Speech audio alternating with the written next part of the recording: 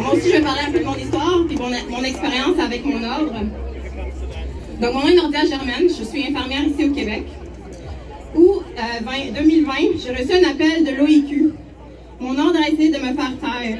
Il m'avait interrogée parce que j'avais des points de vue opposés au discours du gouvernement. Intimidation!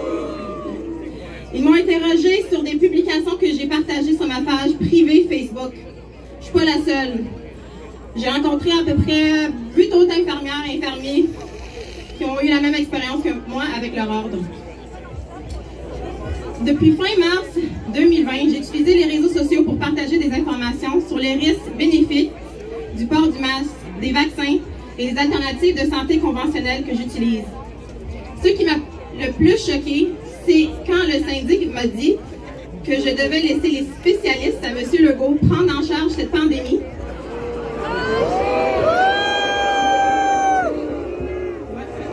Payé par les pharmaceutiques! Ouais. Corruption!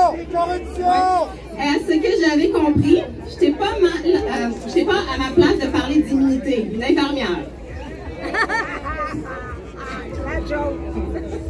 Je me sentais comme si j'avais le devoir de partager cette information parce que ni les nouvelles mainstream, ni le gouvernement ne rapportaient ces découvertes scientifiques et les cas cliniques que plusieurs médecins du monde entier rapportaient. Beaucoup de mes publications étaient supportées par des données scientifiques. J'en ai même envoyé quelques-unes au syndic qui m'a convoqué. C'est un choc, c'est quand même assez choquant, là. Étonnamment, je n'ai pas eu de commentaires concernant les données envoyées, mais seulement une lettre que je tiens en main ici, m'informant que mon dossier était clos, mais qu'il pourrait toujours être ouvert si une autre plainte de même nature se présentait. Je me sentais seule, intimidée, et je sentais que je n'avais pas le choix de leur dire ce qu'ils voulaient entendre. J'ai donc accepté par la contrainte. De toute façon, mon Facebook était fermé par choix. J'avais l'impression que ma liberté d'expression, mais pire, ma liberté de conscience m'était enlevée. L'une des pires sentiments. Je ne voulais plus être sous un ordre qui ne respectait pas ses propres codes d'éthique.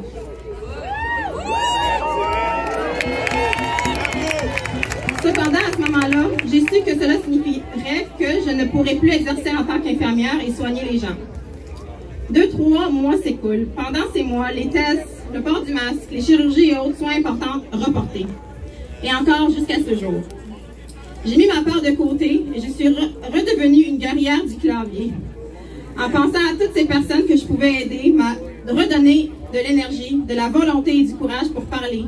J'ai réalisé que je ne devais pas abandonner si facilement. Oui. Bravo. Avec mes collègues infirmières de la Liberté, et je sais qu'il y en a plusieurs ici aussi,